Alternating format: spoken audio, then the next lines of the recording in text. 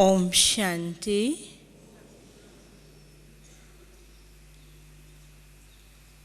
हम सभी बाबा के बच्चे कितने न सौभाग्यशाली कि बाबा ने हम बच्चों को अनेक प्रकार के बीच में एक सूचना देनी है। सूचना है कि जो भाई बहनें अभी तक आदरणीय दादी जी से नहीं मिले हैं, ये उठ करके कॉन्फ्रेंस हॉल ज़रूर पहुँचे। अभी ही दादी जी आप सभी से मिलेंगी। जो अभी तक शांतिवन पहुँचे हैं पार्टी के भाई बहन, आदरणीय दादी जी से नहीं मिले, वे उठकर कॉन्फ्रेंस हॉल जाएंगे। आदरणीय दादी जी आप सभी से मिलेंगी। ओम शांति। हम सभी बाबा के बच्चे कितने ही बाप दादा के लाडले हैं और सौभाग्यशाली हैं कि बाबा ने हम बच्चों को अनेक प्रकार के खजाने दिए हैं। साथ साथ बाबा ने हम बच्चों का ज्ञान रत्नों से श्रृंगार किया है। बाबा ने खजाने इसलिए दिए हैं कि बच्चे इन खजानों से स्वयं को भरपूर करो, अपना ये जीवन श्रेष्ठ बनाओ,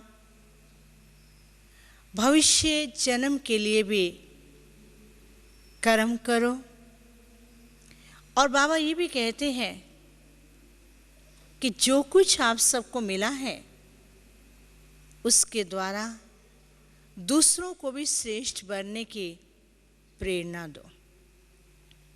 कल हम सभी बाबा की मुरली सुन रहे थे। मुरली में बाबा ने एक बात कही कि कोई भी ऐसा स्थान आपने नहीं देखा होगा या कोई भी ऐसा विद्यालय नहीं देखा है या ऐसा कोई सत्संग नहीं देखा है जहाँ पर आपको ये कहा जाए कि आप जो पढ़ रहे हैं और वह सब कुछ दूसरों को भी पढ़ाना है, तभी जाकर के आप ऊंच पद पा सकते हो। इसके अतिरिक्त जैसे ही हम सभी ने बाबा के घर में कदम रखा, बाबा को पहचाना, बाबा से अपना संबंध जोड़ा, बाबा ने हम बच्चों को अनेक प्रकार के टाइटल से विभूषित कर दिया। आप देखेंगे कि दुनिया में कोई भी एक ऐसी इंस्टीट्यूशन नहीं है कि अगर कोई भी व्यक्ति कोई भी पढ़ाई करने के लिए जाता है और पढ़ाई उसने की नहीं है, पहले ही उसको स्टेटस मिल जाए। यही एक विद्यालय है कि अभी आत्मा के बारे में जानकारी प्राप्त ही नहीं की है। बाबा को केवल बाबा शब्द ही कहा है, बाबा से संबंध जोड़ने का अभ्यास कर रहे हैं, लेकिन बाबा ने हम बच्चों को कितने टाइटल्स दे दिए। बाबा कहते, बच्चे आप विश्व कल्याणकारी हो, आप मास्टर रचयिता हो, मास्टर ज्ञान सागर हो, फरिश्ते हो, लाइट हाउस हो, माइट हाउस हो।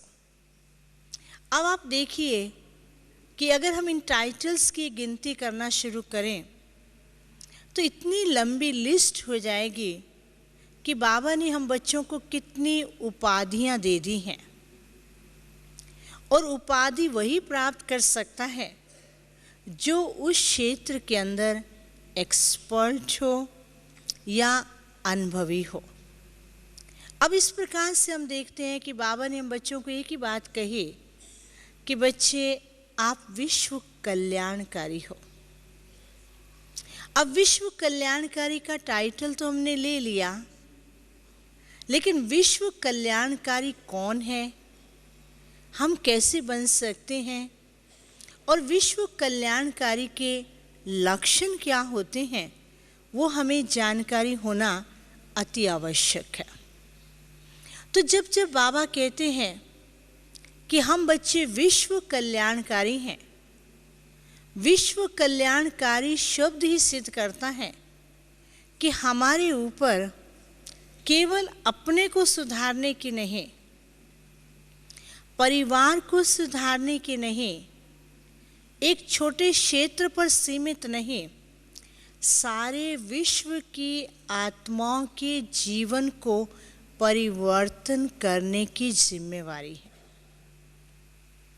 इतनी बड़ी जिम्मेवारी बाबा ने हम बच्चों को दे दी है, और वो भी इतने सहज रीति से कि बच्चे आप तो ये कार्य बहुत सहज रीति से कर सकते हैं, और वो कर भी रहे हैं और बाबा करा भी रहे हैं। तो जब जब बाबा कहते हैं कि विश्व कल्याणकारी बनना है, तो विश्व कल्याणकारी कौन हो सकता है? कल्याणकारी वही बन सकता है जिसके मन में रहम की भावना हो, जिसके मन में स्नेह की भावना हो, जिसके मन उदारचित्त हो, और जिसका मन दूरादेशी हो और विशाल बुद्धि।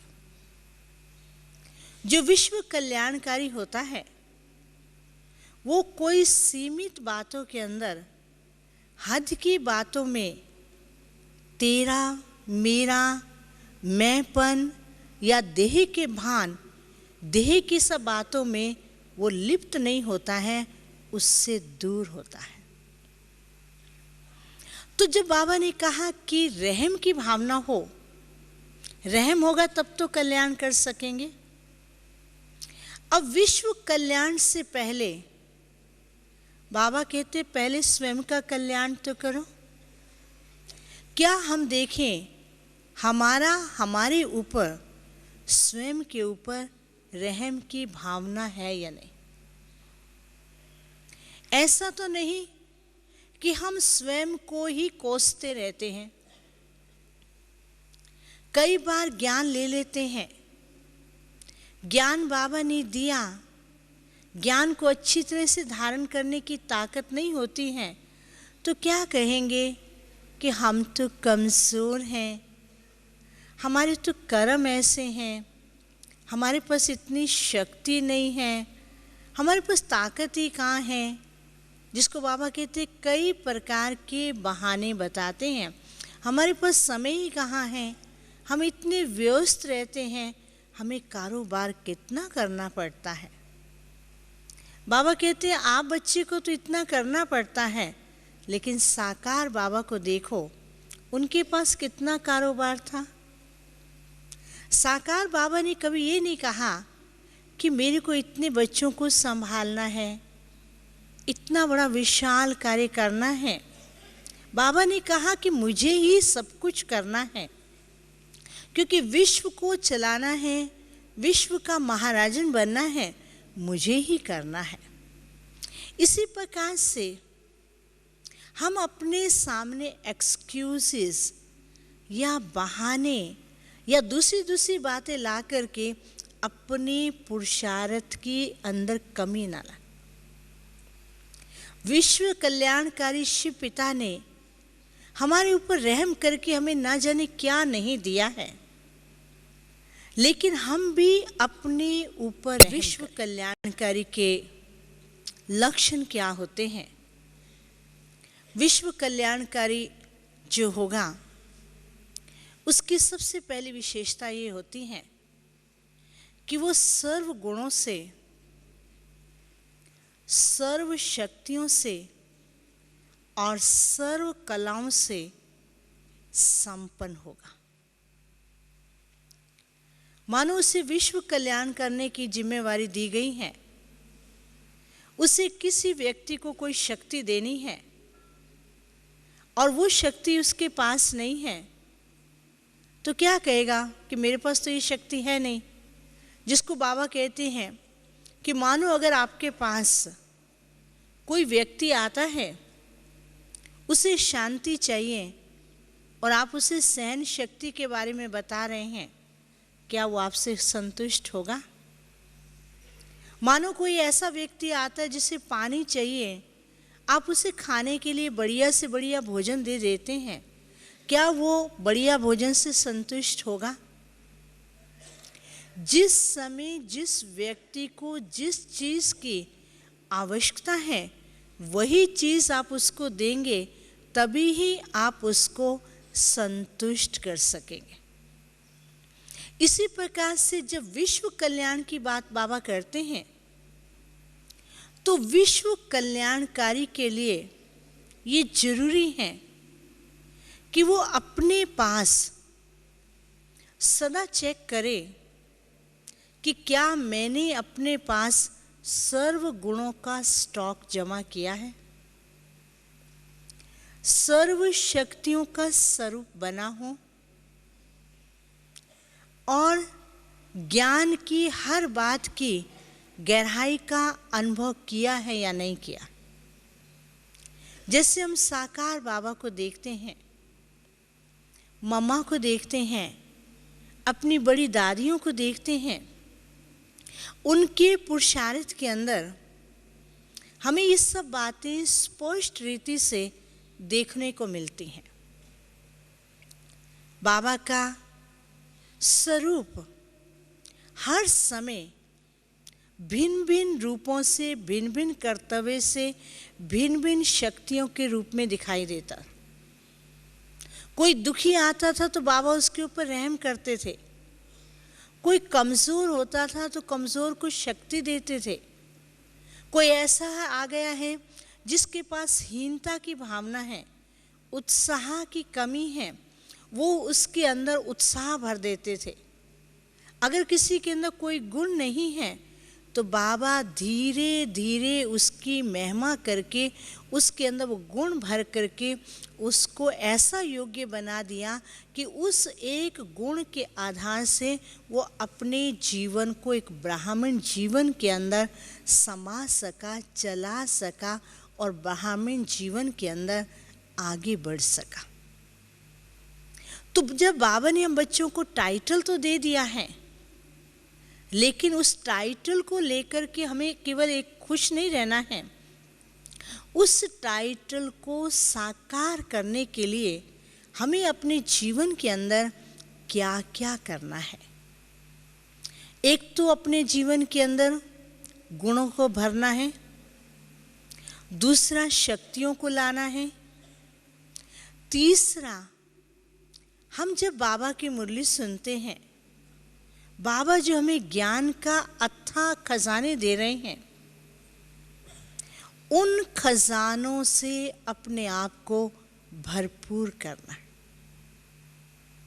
नहीं तो हम ज्ञान सुन लेते हैं, जिसे बाबा कहते हैं कि मुरली क्लास सुनते हैं, उस समय तो बहुत खुश होते हैं। जब क्लास पूरी होती है तो क्लास के बाहर निकलते ही आधी खुशी गायब हो जाती, और जब कारोबार में जाते हैं फिर थोड़ी और खुशी गायब हो जाती है, जब घर में जाते हैं तो बिल्कुल ही गायब हो जाती है। फिर कहते खुशी पता नहीं कहाँ चली गई। जब हम बाबा के बच्चे बने थे उस समय तो हमें मौलाई खुशी में रहते थे, हम सभी मौलाई खुशी में रहते थे, बहुत खुशी में रहते थे, खुशी का नशा चढ़ा रहता था। लेकिन अब जैसे जैसे हम आगे बढ़ते जा रहे हैं वैसी खुशी नहीं रहती है।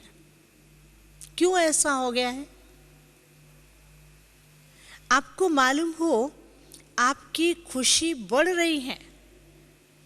जब आप बाबा के बच्चे बने वो मौलाई खुशी थी, और जैसे जैसे ज्ञान लेते जा रहे हैं आपकी खुशी बढ़ती जा रही है, लेकिन वो खुशी के अनुभवों को अपने पास नहीं रखते हैं।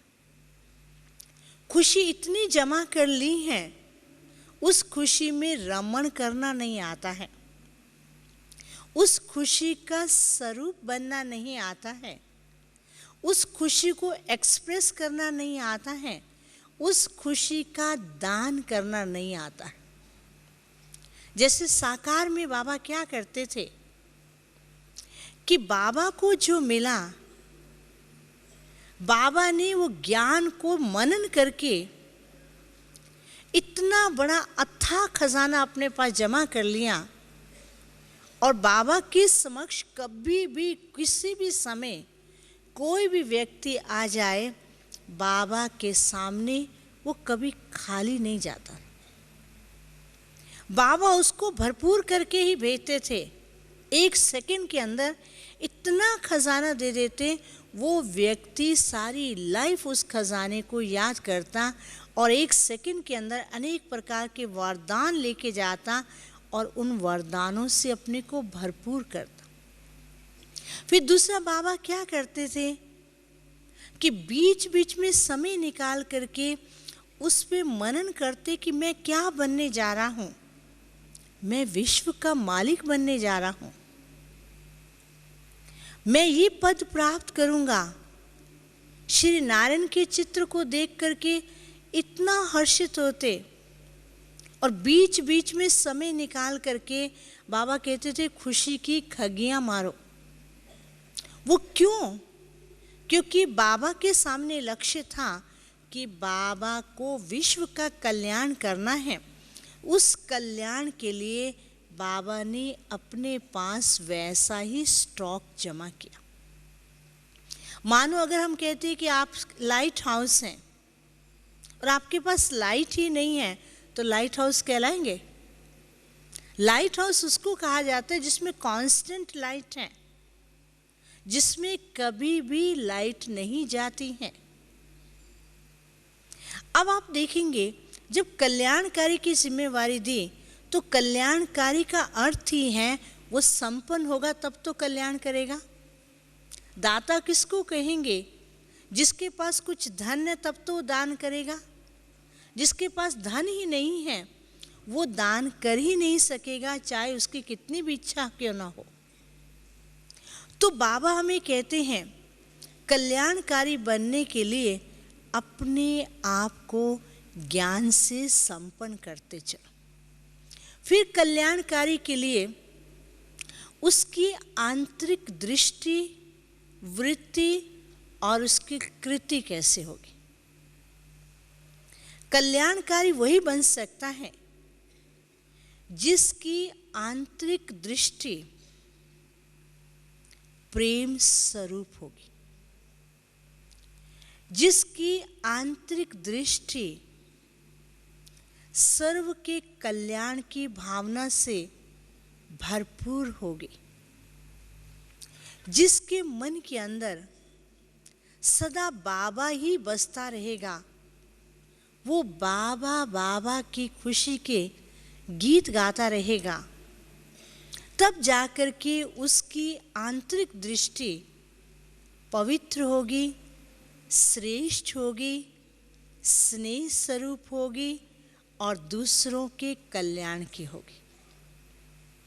फिर उसकी वृत्ति कैसे होगी? उसकी वृत्ति एक रहम की भावना की होगी। उसकी वृत्ति में कोई भी प्रकार का कटाक्ष नहीं होगा। जैसे हम देखते हैं हॉस्पिटल के अंदर डॉक्टर्स हैं, नर्सेस हैं। डॉक्टर का काम है, सर्जन का काम है कि उसके सामने कोई भी पेशेंट आता है, कैसी भी बीमारी हो, कितनी भी घृणा स्वरूप बीमारी हो, कई डॉक्टर कह देंगे क्योर नहीं हो सकता है, लेकिन जिस डॉक्टर के मन में रहम की भावना है, उस पेशेंट को देख करके कभी भी नफरत की भावना नहीं रखेगा। कभी भी पेशेंट ने ऐसा क्यों किया, ऐसी बीमारी क्यों बना दिया, पहले उसने ध्यान क्यों नहीं दिया, उसका काम था पहले ध्यान देना, जब इतनी बीमारी बढ़ गई है तब मेरे पास क्यों आया है, वो कभी ऐसा नहीं कहता है। वो कहता है कि जो हो गया सो हो गया, अब मेरा काम है इसको इस बीमारी से शफा दिलाना ताकि वो अपने जीवन को ठीक चला सके। तो जब हमारे अंदर कल्याण की भावना आती है, जैसे साकार बाबा ने कभी भी किसी भी बच्चे के अवगुण को नहीं देखा। बाबा को पता है कि बाबा के पास कौन आएंगे। जिसे भक्ति मार्ग में कहते हैं कि भगवान ने अहल्या, कुब्जा, गिरे हुए अजामिल जैसे पापियों का उद्धार किया। बाबा को मालूम है कि बाबा के पास कैसे आएंगे, कोई संपन्न बच्चे तो नहीं आएंगे, बाबा को पता है। लेकिन बाबा को पता होते हुए भी बाबा बच्चे के संपन्न स्वरूप को देखते, उसको संपन्न बनने के लिए प्रेरणा देते हैं, उसे आगे बढ़ने के लिए गाइड करते हैं। फिर भी अपने बच्चों में से कई बच्चे ना जान करके कोई ना कोई भूल कर देते हैं, तो भी बाबा क्या कहते थे कि मैं जानता हूं इस बच्चे ने भूल की है, और ये बाप के सामने झूठ बोल रहा है। लेकिन बाप रहम दिल है, बच्चे को कुछ नहीं कहेगा, क्योंकि रहम दिल के साथ साथ धर्मराज भी है। कहीं ऐसा ना हो कि मेरे बच्चे का वो कर्म 100 गुना दंड के रूप में परिवर्तित हो जाए। अब आप देखो, जहां विश्व कल्याण की भावना है, वहां किसी की कमजोरी को ना देखते हुए बाबा उस बच्चे को आगे बढ़ाने के लिए प्रेरणा देते रहे। कई प्रकार की ऐसी बातें भी हम सुनते चले आए हैं। अज्ञानतावश कुछ लोगों ने बाबा को नहीं पहचाना, बाबा ने जो ज्ञान दिया उसे नहीं समझा। लेकिन कल्याणकारी बाबा ने क्या कहा कि बच्चे आज ये नहीं जानते हैं, समय आने पर ये पहचानेंगे। आज ये जितनी गाली दे रही हैं, समय आने पर वो उतने ही फूल चढ़ाएंगे, वो भक्ति मार्ग में आपके भगत बनेंगे। ये एक बहुत बड़ी आउटलुक है, ये एक बहुत बड़ी दूरदृष्टि है, एक बहुत बड़ी कल्याण की भावना है। और बाबा ने इतना बड़ा विशाल हृदय रखा, तो बाबा कहते हैं बाबा के बच्चों को भी बाप समान बनना है। योगी को कहा जाता है नेक्स्ट टू गॉड। जो गुण परमात्मा के अंदर पाए जाते हैं, वो सर्व गुण योगी के अंदर पाए जाते हैं। तो जिसके लिए बाबा कहते हैं कि बच्चे, जब आप विश्व कल्याण करने के लिए जाओगे, आपके सामने कई प्रकार की बाधाएं आएंगी, कई प्रकार की रुकावटें आएंगी। और वो रुकावटें बाहरी रूप से भी आएंगी, स्वयं की तरफ से भी आएंगी, और आस पड़ोस की तरफ से भी आएंगी। एक बार महात्मा बुद्ध के एक शिष्य थे, उन्होंने कहा कि मुझे जाना है ये ज्ञान का प्रचार करने के लिए। महात्मा बुद्ध देखना चाहते थे कि उस शिष्य के अंदर ये ज्ञान सुनाने का कितनी बड़ी हिम्मत है। बोला कि जब ज्ञान सुनाने जाओगे, लोग नहीं सुनेंगे, तुमको गाली देंगे, तुम क्या करोगे? बोला गाली ही तो देंगे, मुझे मार थोड़ी डालेंगे। फिर उन्होंने कहा कि तुझे उस शहर से निकाल देंगे। कहा निकाल ही देंगे, मैं दूसरे शहर में चला जाऊंगा। फिर कहा कि वो तुझे मारने के लिए आएंगे। कहा कि मार डालें, लेकिन मैं दूसरी जगह जाकर के आत्मा बन के फिर ज्ञान दूंगा। तो कहा कि लोग तेरा तिरस्कार करेंगे। कहा तिरस्कार तो बाहरी रूप से करेंगे, लेकिन अंदर से तो मैं भरपूर हूं। तो बाबा भी हम बच्चों को ये कहते हैं कि बच्चे, जब आप ज्ञान सुनाते हैं, विश्व कल्याण की बात करते हैं, तो आपको देख करके कुछ लोग तो आपको साधारण समझ करके क्या कहेंगे, ये छोटे छोटे हमें क्या ज्ञान देंगे। कुछ दिन पहले दिल्ली में जो विशाल प्रोग्राम चल रहा था, तो वाइस प्रेसिडेंट ने एक इतनी अच्छी बात कही कि शुरू के अंदर मैं जब इन ब्रह्मा कुमारी से मिला, इन छोटी छोटी बच्चियों को देखा, तो मुझे लगता था ये छोटी छोटी बच्चियाँ क्या ज्ञान देंगी, क्या शांति का पाठ पढ़ाएंगी। ये छोटी बच्चियों ने आज क्या कमाल किया है कि सारे विश्व के अंदर ये शांति का पाठ पढ़ा रहे।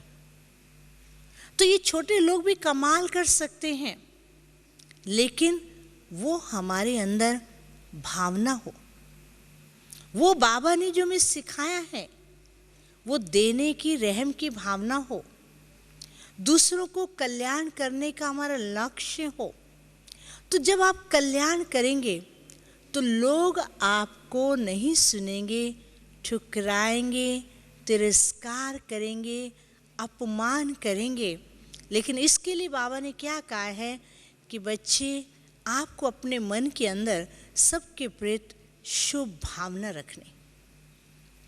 फिर जब आप दूसरे का कल्याण करने के लिए जाते हैं तो कल्याण करते करते जहाँ पर मैंपन आ जाता है, जहाँ पर स्वार्थ की भावना आ जाती है, वो कल्याण की भावना सीमित हो जाती हैं, विश्व कल्याण की नहीं होती हैं। जिसको बाबा क्या कहते हैं, कई मेरे बच्चे तो नदियाँ हैं, कई बच्चे तो सागर समान हैं, कई बच्चे तो नदियों समान हैं, कई तो नाले बन जाते हैं, कई बच्चे तो पानी के छोटे छोटे टुबके बन जाते हैं।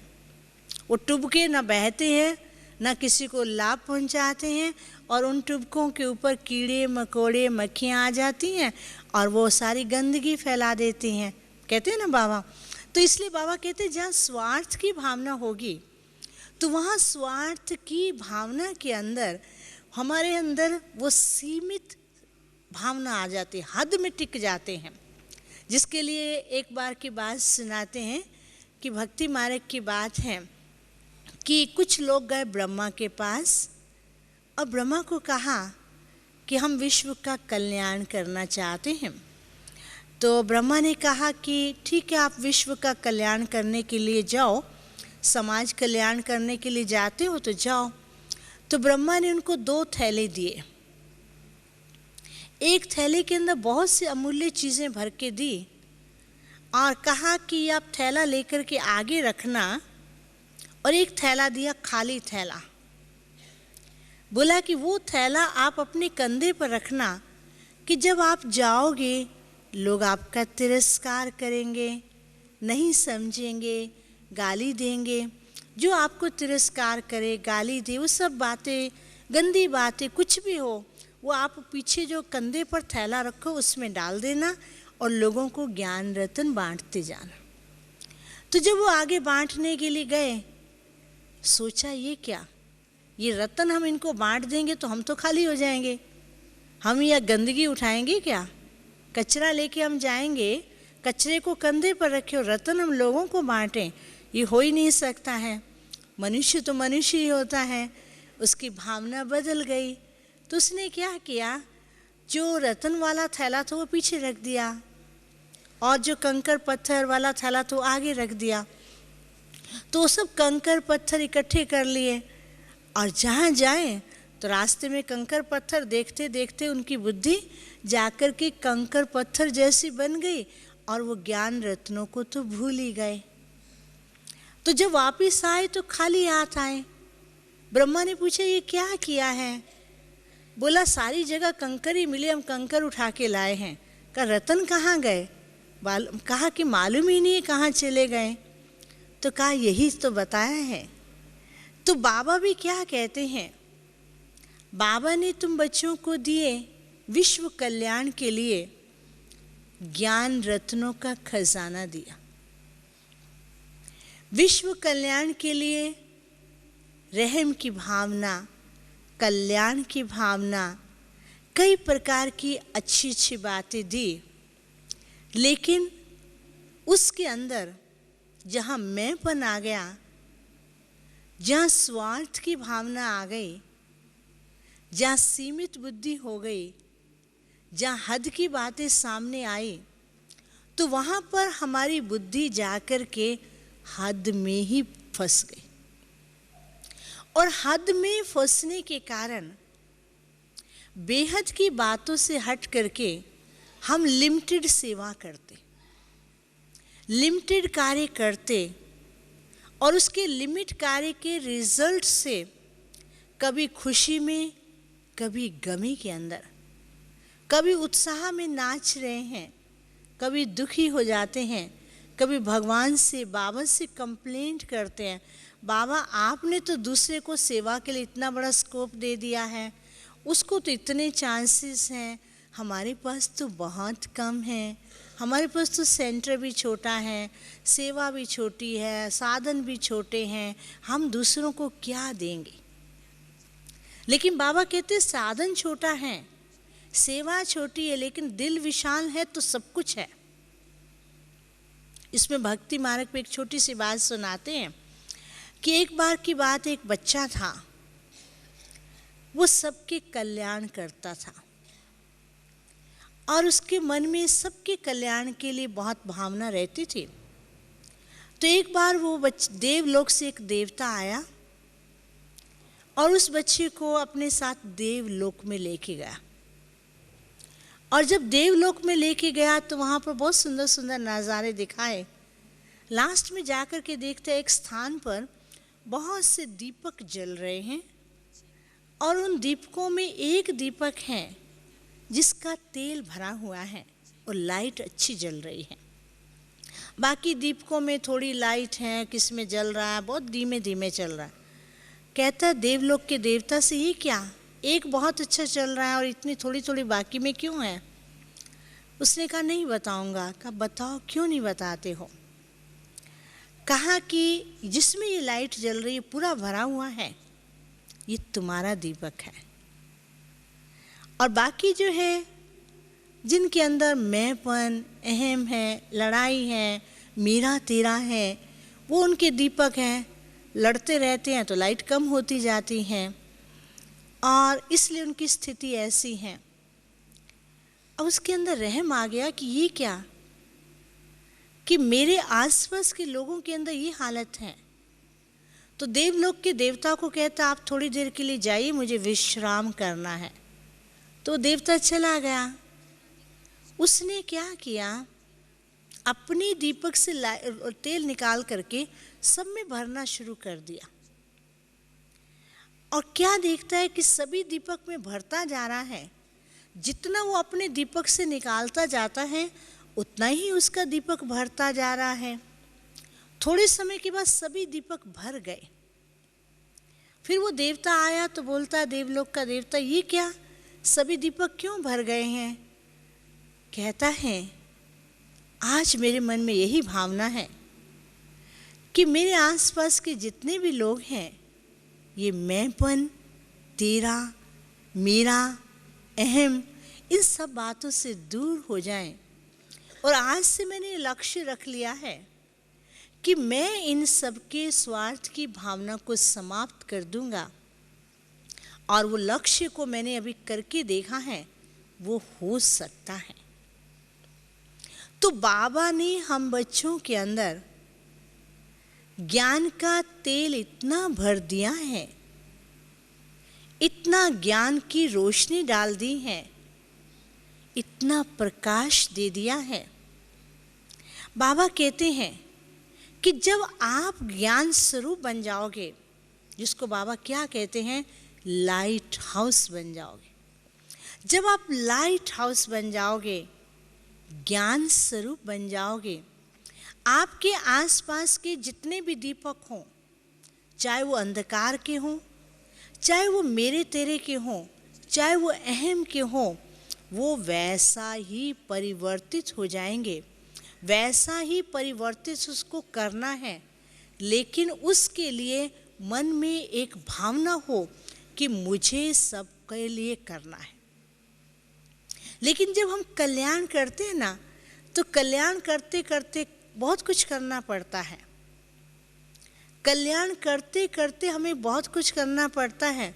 तो उस समय हमारे मन के अंदर ये भावना आ जाती है, मैं क्यों करूं, मैं क्यों दूं।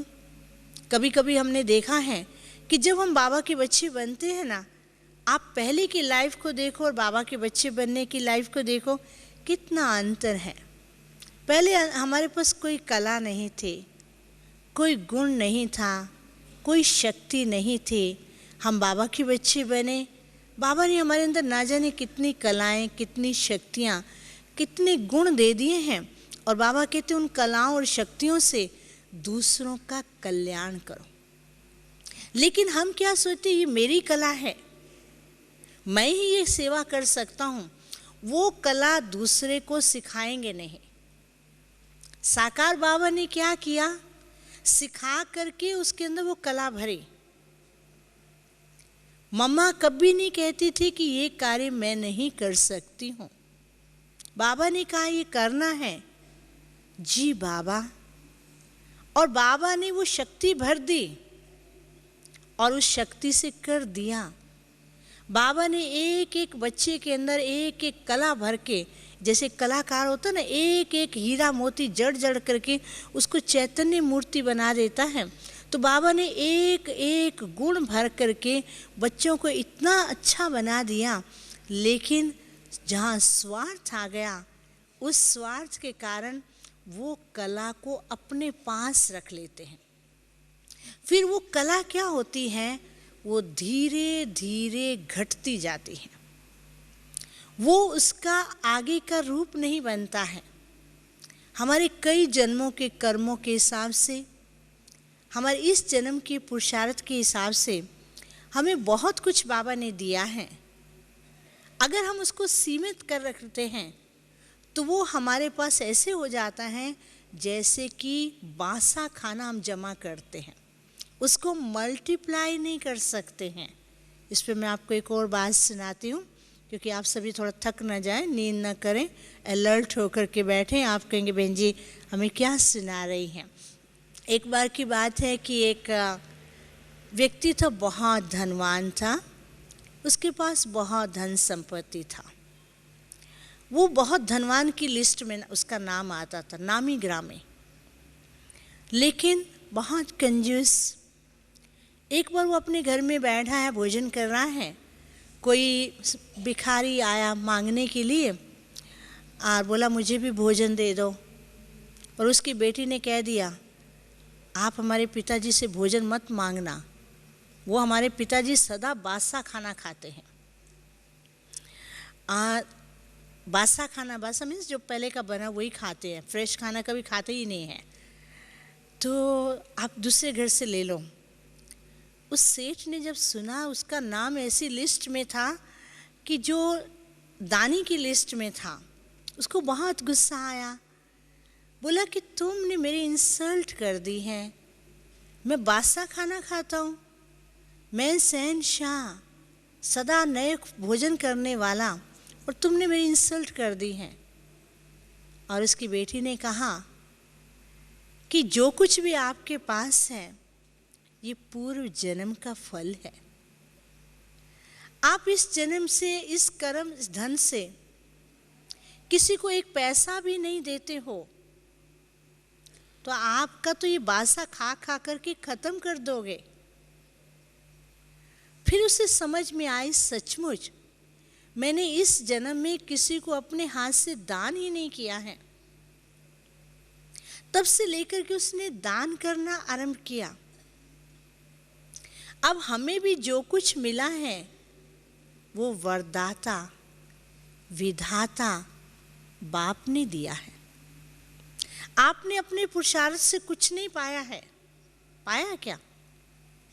जब से ब्राह्मण जीवन का जन्म लिया तब से बाबा ने इतना दे दिया, इतने खजाने दे दिए, इतना भरपूर कर दिया, और खजानों से हम खेल रहे हैं, लेकिन वो दाता का गुण नहीं है, वो वरदाता का संस्कार नहीं है, महादानीपन का संस्कार अभी तक नहीं आया है, और वो कल्याणकारी की भावना अभी तक जागृत नहीं हुई है। तो बाबा हमको कहते हैं बच्चे बाबा को सामने रखो कि किस प्रकार से बाबा ने अपने हर कर्म के द्वारा हर व्यक्ति का कल्याण किया, अपनी दृष्टि द्वारा गिरी हुई आत्मा को ऊंचा उठाया, अपने वरदानी बोल द्वारा किसी के जीवन को परिवर्तित कर दिया, एक निरुत्साहित आत्मा को उसके जीवन के अंदर उत्साह ला दिया, जो जीवन से निराश हो चुके थे, जिनके अंदर कोई आशा नहीं थी, जिन्हें संसार ने ठुकरा दिया था, उसे बाबा ने एक महान बना दिया, ऊंच बना दिया, विश्व कल्याण की उसके अंदर जागृति ला दी। तो ये तभी हो सकता है कि बाबा ने जो कुछ भी हमें दिया है वो बांटने के लिए दिया है, ना कि रखने के लिए दिया है। अब हमें किस प्रकार से हमें इन ज्ञान रत्नों को बांटना है, क्या युक्ति अपनानी है, वो मैं आपको बताती हूँ। तो विश्व कल्याणकारी बनने के लिए प्रातःकाल जब हम योग करते हैं, आप सभी जब प्रातःकाल योग करते हैं, योग के समय आप देखो उस समय हमारी स्थिति क्या होती है। उस समय तो कई तो बच्चे बाबा से मीठी मीठी उल्हने देते रहते हैं। अरे वरदाता बाप दे रहा है, वो उसको नहीं देखते हैं। बाबा आप ये कर दो, बाबा ये कर दो, बाबा ऐसा कर दो। अरे बाबा तो कहते मुझे पता है मुझे क्या करना है, बाबा को याद क्यों दिलाते हो आप। बाबा जो दे रहे हैं उसको लो, उसको लेंगे, वो खजाना लेंगे, तब तो आप आगे जाकर के बांट सकेंगे। जैसे ब्रह्मा बाबा क्या करते थे कि योग के समय बाबा के प्यार में खो जाते। आप प्यार में खो जाओ, मिलता जाएगा, ना कि इस भावना से बैठो देखिए मुझे आज क्या मिलता है, आज बाबा मुझे क्या अनुभव कराता है। योग में बैठे ही टेंशन क्रिएट करके बैठ जाते हैं, माइंड के अंदर 10 टेंशन पहले लेके बैठेंगे। ऐसा हो जाए तो ठीक है, ऐसा हो जाए तो ठीक है, आज बाबा मेरा ये कार्य कर दे तो ठीक है, बाबा आपको ये करना है। और बाबा जो कर रहा है वो तो देखते नहीं, बाबा आपको करना है, करना करते करते फिर खाली हाथ आ जाते। आज तो बाबा से मेरे को कुछ नहीं मिला, मैंने 1 घंटा योग किया, बाबा ने मेरा कुछ कार्य ही नहीं किया। तो जब बाबा ने कार्य नहीं किया कहेंगे अब मैं बाबा तुम्हारा भी कार्य नहीं करूँगा। विश्व कल्याण की भावना समाप्त। अरे बाबा क्या करते, प्यार में आ जाते। भगवान सर्व गुणों का फाउंटेन है, उन शक्तियों के स्वरूप में चले जाओ, 1 सेकंड के अंदर ऐसा लगेगा कि आप शक्तिशाली बन गए हैं। फिर बाबा क्या करते कि थोड़ा समय विश्व की सर्व आत्माओं को सामने रख के सारे विश्व को शुभ वाइब्रेशंस देते। शुभ वाइब्रेशंस फैलाओ, श्रेष्ठ किरणों को फैलाओ। उस समय आप देखेंगे वो किरणें फैल रही हैं, वातावरण श्रेष्ठ होता जा रहा है, आपको मन के अंदर तसल्ली होगी, शांति मिलेगी, संतुष्टि मिलेगी, लगेगा कि हम भरपूर हो गए। फिर बाबा क्या कहते हैं कि अपनी स्नेह भरी दृष्टि से, कुछ नहीं है, एक आत्मा को स्नेह भरी दृष्टि दे दो। सारे दिन में एक आत्मा को कम से कम स्नेह भरी दृष्टि दे दो। वो एक स्नेह भरी दृष्टि ही आपकी सारी दृष्टि को परिवर्तित कर दे। फिर बाबा ने क्या कहा कि जैसे साकार में बाबा क्या करते थे कि बच्चे ज्ञान धन दिए बिना आप भोजन कैसे कर लेते हो, कहते ना बाबा। तो बाबा कहते और कुछ नहीं है, भक्ति में भी पहले दान देते हैं, पीछे खाते थे। जो कुछ जमा किया उसमें एक हिस्सा दान के लिए पहले निकालते थे, पहले देंगे पीछे जाके यूज करेंगे। तो बाबा कहते कुछ नहीं है तो 2 वरदानी बोल दो, और कुछ नहीं है। स्नेह संपर्क संबंध में जो भी आते हैं उनसे अपने कर्म द्वारा, अपने लक्षण द्वारा, अपने चरित्र द्वारा, अपने बोल द्वारा उनको आगे बढ़ाने के लिए जीवन में एक आशा की किरण जगाओ। उनको ये लगे कि हमारा कोई इष्ट है। जैसे बाबा कहते हैं इष्ट बनो, अपने भक्तों को देखो, आपके भगत पुकार रहे हैं। बाबा ने आपका स्वरूप पर्दे के पीछे रखा हुआ। क्यों पर्दे के पीछे रखा हुआ है? इसलिए पर्दे के पीछे रखा हुआ है कि इष्ट अभी तैयार नहीं हुए हैं। एक बार बाबा ने किसी संदेशी को ध्यान में एक दृश्य दिखाया था। पर्दा है, उसके पीछे इष्ट बैठे हुए हैं। तो संदेशी कहती बाबा ये पर्दा खोलो। बाबा कहते नहीं। का क्यों नहीं खोलते हो? का खोलो। बाबा ने कहा अच्छा मैं खोल देता हूँ। पर्दा जब खोला तो पीछे क्या देखा कि इष्ट जो हैं किसके तो सिर पे ताज नहीं है, किसका ताज टेढ़ा है, किसका हाथ टेढ़ा है, किसके गहने आधे हैं, किसके आभूषण आधे पहने हुए हैं। तो वो दृश्य बड़ा ऐसा लग रहा था, उसको देख करके वो हंसने लगी। बाबा ने कहा क्यों हंस रही हो? बाबा ये तो संपन्न स्वरूप ही नहीं है। तो बाबा ने कहा कि फिर पर्दा कैसे हटाऊं मैं, बताओ। इष्ट के अपने इष्ट को इस रूप में देखेंगे तो भगत तो अपने इष्ट को मानेंगे ही नहीं, अपने स्वरूप को पहचानेंगे नहीं, अपने इष्ट को मानेंगे नहीं। तो इष्ट को तो क्या करना है? संपन्न बनना है। तो बाबा ने कहा कि अपने को संपन्न कैसे बनाओगे?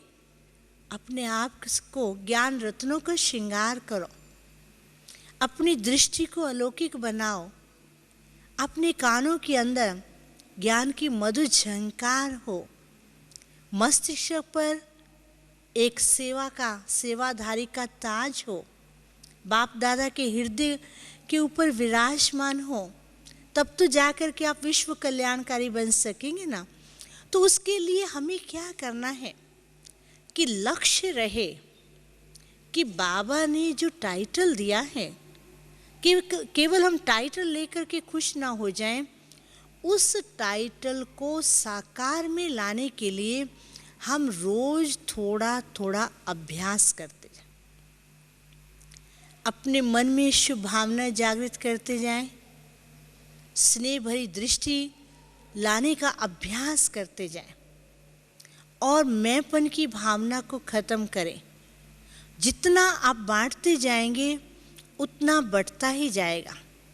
जितना आप दूसरों को देते जाएंगे उतना आपको खुशी मिलेगी। जिसके लिए बाबा ने क्या कहा कि बच्चे आपको 3 प्रकार के सर्टिफिकेट्स लेने। एक सर्टिफिकेट लेना है ब्राह्मण परिवार से। एक है कि ब्राह्मण परिवार के प्रति भी हमारी कल्याणकारी दृष्टि हो, कल्याणकारी सेवा करें, विश्व का कल्याण करें। दूसरा सर्टिफिकेट लेना है स्वयं से कि जो मैं पुरुषार्थ कर रहा हूँ या कर रही हूँ उससे मैं संतुष्ट हूँ या नहीं हूँ। कई बार हम अपने पुरुषार्थ से ओवर संतुष्ट हो जाते हैं, जिसको बाबा कहते हैं मियाँ मिट्ठू बन जाते हैं। करते कम है और बोलेंगे मैंने बहुत कुछ किया है, मेरे पास सब कुछ है। बाबा कहते मियाँ मिट्ठू बनेंगे तो भी सर्टिफिकेट नहीं मिलेगा। पहला सर्टिफिकेट आपको ब्राह्मण परिवार दें, विश्व की आत्माएं दें। दूसरा सर्टिफिकेट आपका होगा और तीसरा सर्टिफिकेट मिलेगा हमें बाप दादा से। बाबा कहते जब तक ये 2 सर्टिफिकेट नहीं है तब तक मैं तीसरा सर्टिफिकेट भी नहीं दे सकता हूँ। तो तीसरा सर्टिफिकेट मिलेगा हमें बाप दादा से। तो वो तभी हम ले सकते हैं जब हमारे अंदर कल्याण की भावना है। अब फिर इसमें बाबा ये भी कहते हैं कि दूसरों का कल्याण तो करने जा रहे हैं, अगर स्वयं का कल्याण नहीं किया तो विश्व कल्याणकारी नहीं बन सकते। जिसको बाबा ने क्या किया, चैरिटी बिगिंस एट होम, कि पहले स्वयं का कल्याण करें। स्वयं के कल्याण में बाप दादा ने जो हमें श्रीमत दी है, बाप दादा ने हमें जो ज्ञान को अपनाने के रास्ते बताए हैं और बाबा जो हमें कहते किस प्रकार से पुरुषार्थ करना है, उस प्रकार से हम पुरुषार्थ करें। नहीं तो हम पुरुषार्थ को भी इतना हैवी कर देते हैं, इतना भारी कर देते हैं। बाबा कहते योग लगाओ, योग तो लगता नहीं। बाबा ने ये थोड़ी कहा कि योग लगाओ बोलते रहो।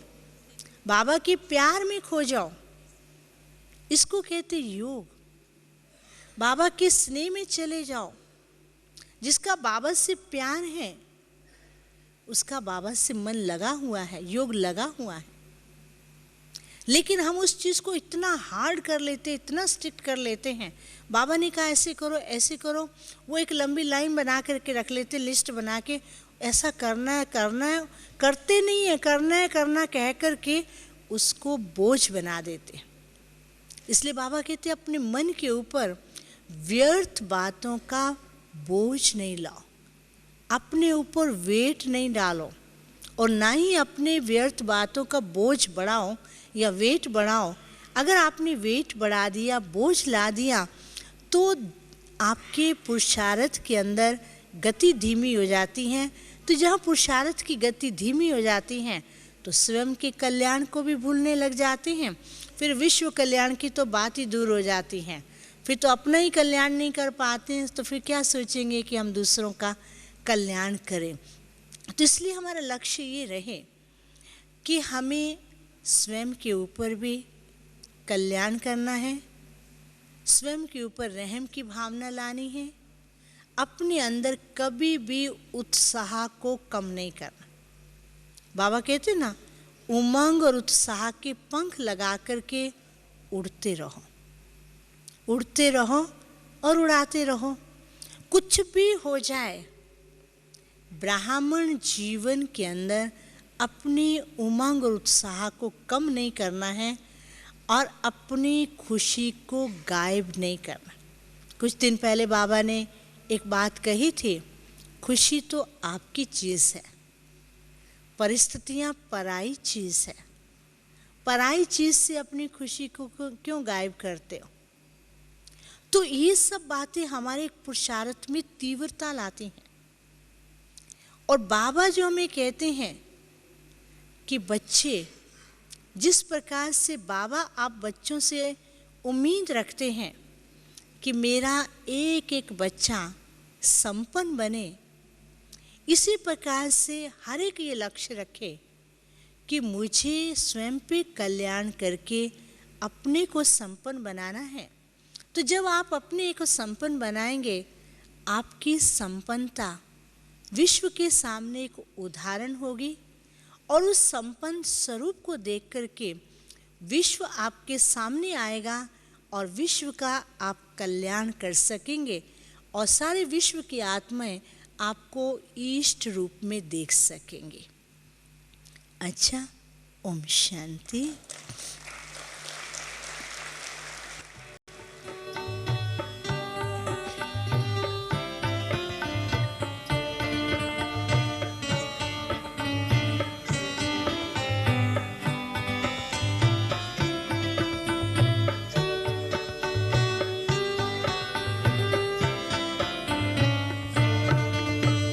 दानी बनो वरदानी बनो, दानी बनो वरदानी बनो।